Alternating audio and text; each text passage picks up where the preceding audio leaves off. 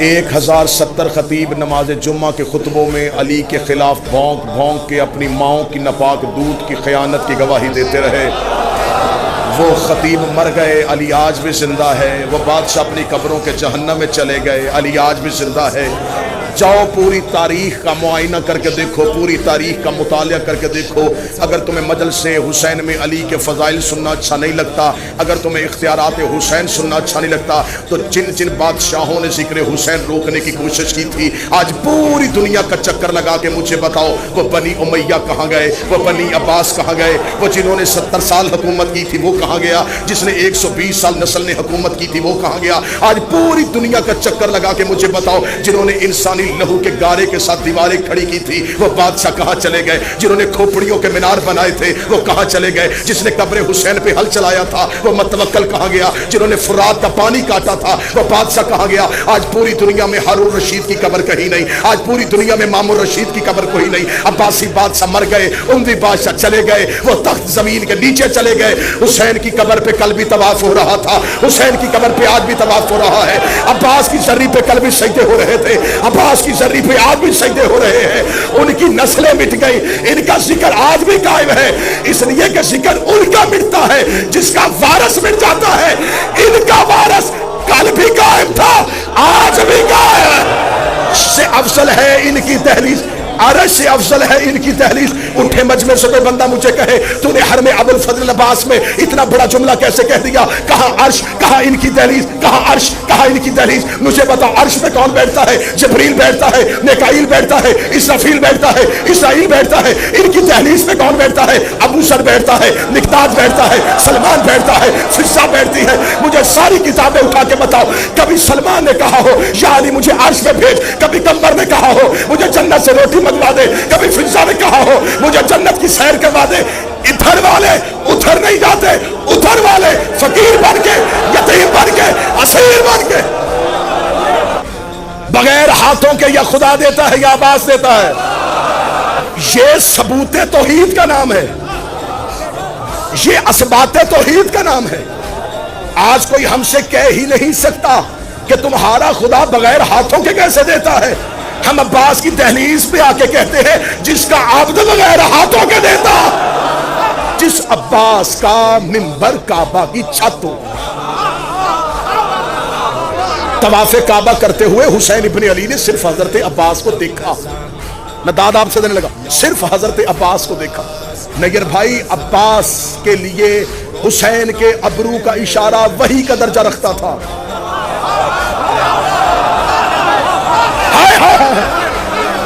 حسین کے ابرو کا اشارہ عباس کے لیے وحی کا درجہ رکھتا تھا۔ جو حسین کے چہرے پہ صحیفہ قدرت کو پڑھے،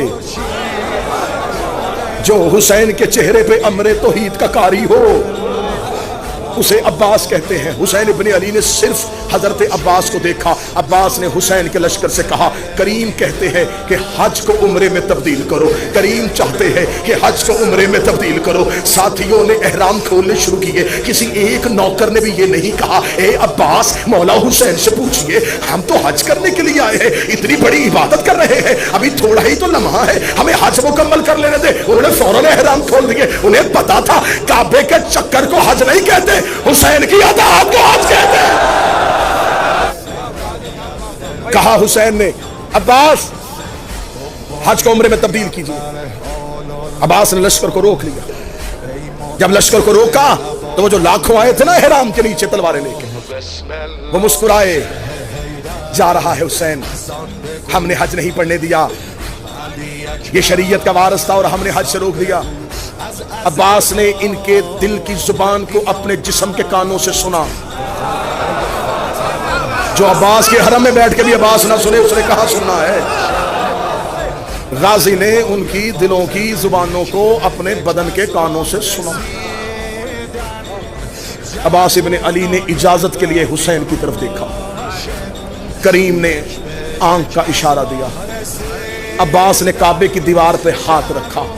اب اللہ جانے میں غازی بادشاہ شہنشاہ تیرے دروازے پہ تیرا نوکر تیرا جارب کش اتنی بھیک مانگتا ہے کہ اس مجمع میں معرفت دے دینا کہ میں اگلا جمعہ کہہ سکوں۔ عباس نے خانہ کعبہ کی دیوار پہ ہاتھ رکھا، کعبہ نے فتح مکہ میں محمد کی طرح عباس کے احترام میں شانوں کو جھکایا.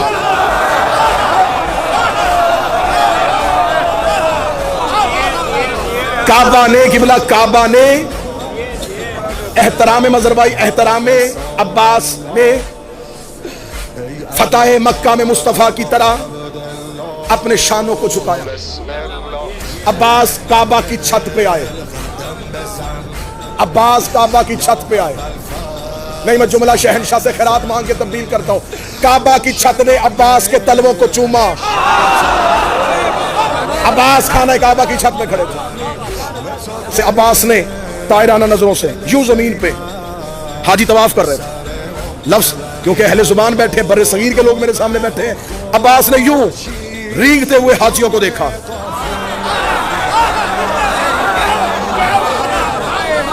جنہوں نے حسین کو چھوڑ دیا میں چلتے ہوئے کیوں کہوں,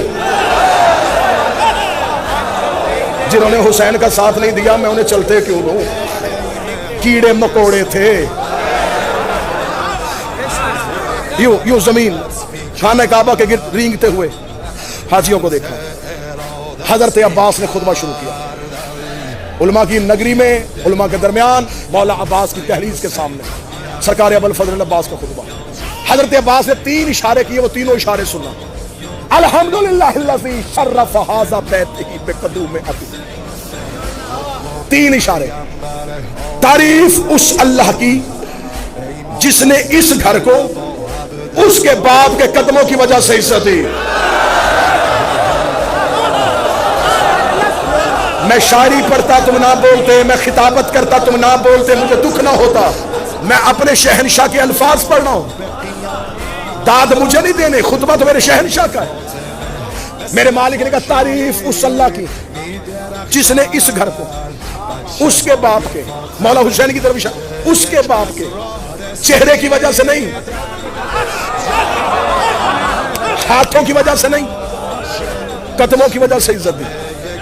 جب حاجیوں نے کہا نا عباس بول رہا ہے تعریف اس اللہ کی جس نے اس گھر کو اس کے بابا کے قدموں کی وجہ سے, حاجی عباس کی طرف دیکھ رہے تھے. اب عباس نے حسین کے رخ انور سے اپنی نظروں کو واپس کیا, حاجیوں کی طرف دیکھا. یہ گھر تھا, اسے قبلہ ہم نے کیا ہے. مولا شہنشاہ کے صحن میں کھڑا ہو کے پڑھ رہا ہوں. حضرت عباس نے یوں حاجیوں کی طرف دیکھا. ایھا الکافرۃ والفاجرہ, اے کافرو. نا نا نا نا نا نا, وہاں بلندی پہ داد گئی نہیں. عباس نے کہا او کافرو, او فاجرو. اور مولا عباس کی دہلیز پہ پورا بر صغیر پاک و ہند لے کے یہ حسین کا ماتمی پوچھتا ہے. مولا وہ حاجی تھے, ان کے بدن پہ احرام تھا, ان کی زبان پہ لا الہ تھا, ان کی زبان پہ محمد رسول اللہ تھا. وہ وضو کر کے آئے تھے, وہ اللہ کے گھر کا طواف کر کے آئے تھے. آپ نے کعبہ کی چھت پہ کھڑے ہو کے انہیں کافر کیوں کہا؟ عباس نے کہا تمہیں عقیدہ دیا ہے جو حسین کو چھوڑ دے وہ کعبے میں بھی کافر ہوگا. قمر بنی و تو گرمه دل زینب پسر بنی ابرواد و مه و خورشید دور قافله میگردن. ابرواد و مه و خورشید دور قافله